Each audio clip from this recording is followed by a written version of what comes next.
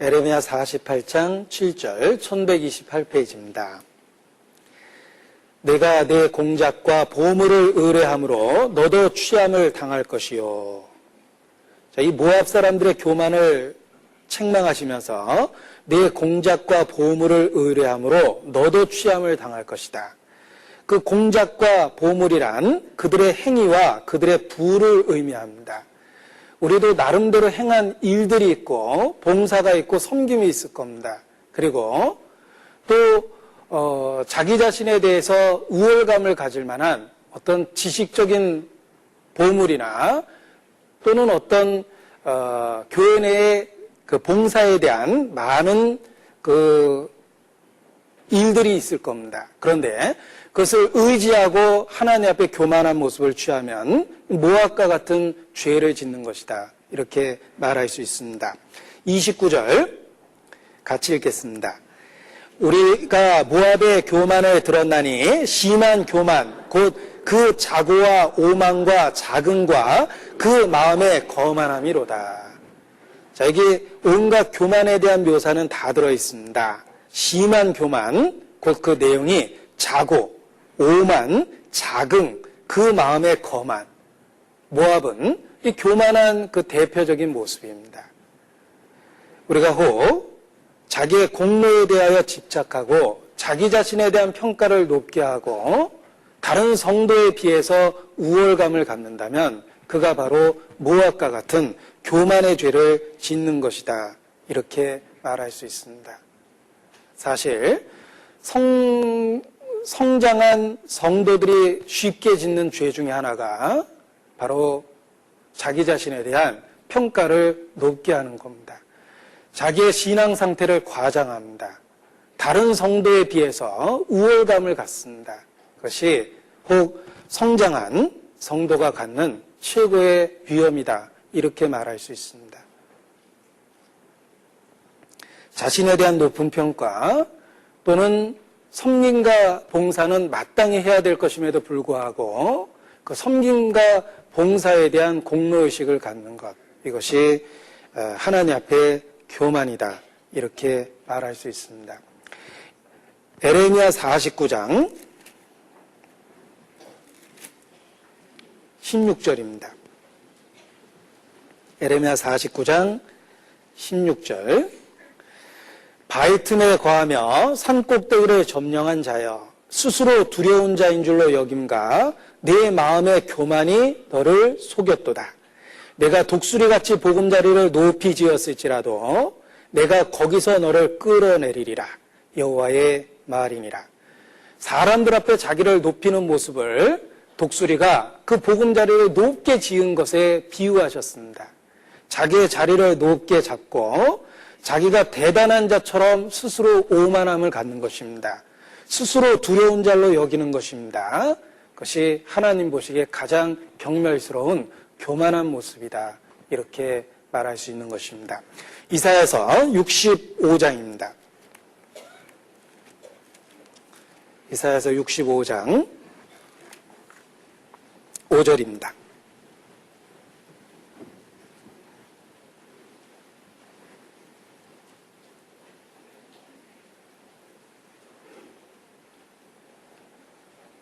(1045페이지) 65장 5절 같이 읽죠.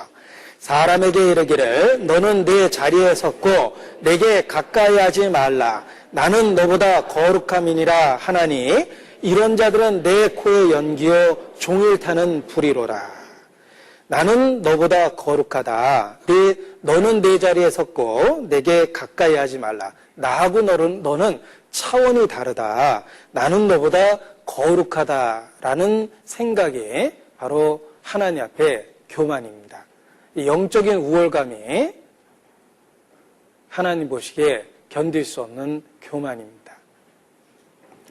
우리는 마땅히 올바른 마음을 취해야 되는데 그 올바른 마음을 찾아보겠습니다. 빌립보서 2장입니다.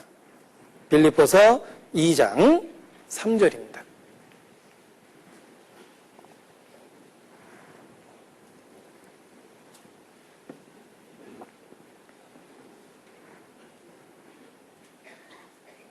빌립보서 2장 3절 같이 읽죠. 아무 일에든지 다툼이나 허영으로 하지 말고 오직 겸손한 마음으로 각각 자기보다 남을 낮게 여기고. 겸손이란 자기보다 다른 사람을 더 낮게 여기는 것, 그것이 겸손한 모습이고 하나님 앞에 자기 자신을 올바로 평가한 모습입니다. 반면에 다른 사람보다 자기를 높게 보는 것, 그것이 우월감이며 영적 교만입니다. 우리는 마땅히 바울처럼 혹 자신의 신앙 상태가 과장돼서 알려질까 봐 두려워해야 됩니다.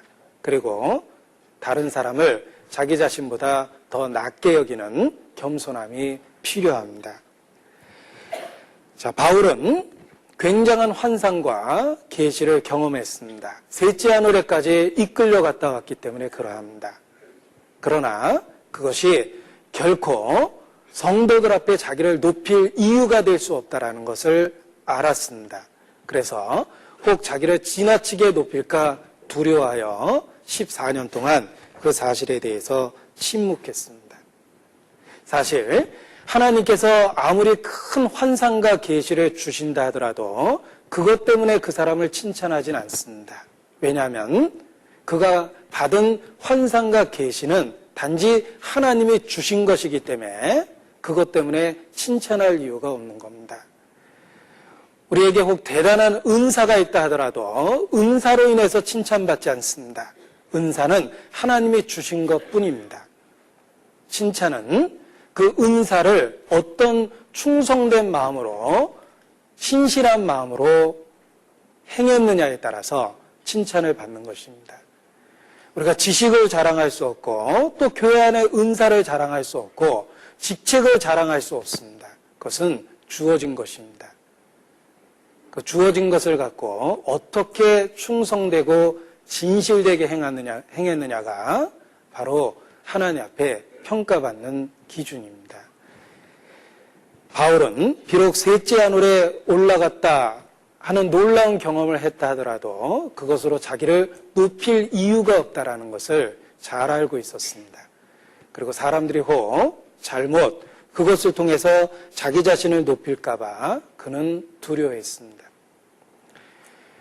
사실 바울은 교만해질 만한 환경과 조건을 많이 갖고 있었습니다. 바울은 육신적인 배경이 훌륭했습니다.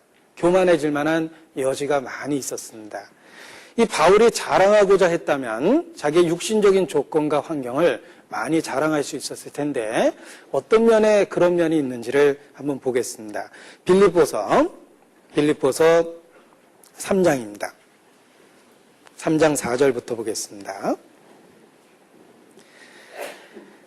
그러나 나도 육체를 신뢰할 만하니 만일 누구든지 다른 이가 육체를 신뢰할 것이 있는 줄로 생각하면 나는 더욱 그러하리니 내가 8일 만에 할례를 받고 이스라엘의 족속이요 베냐민의 지파요 히브리인 중에 히브리인이요 율법으로는 바리새인이요 열심으로는 교회를 핍박하고 율법에 의로는 흠이 없는 자로다.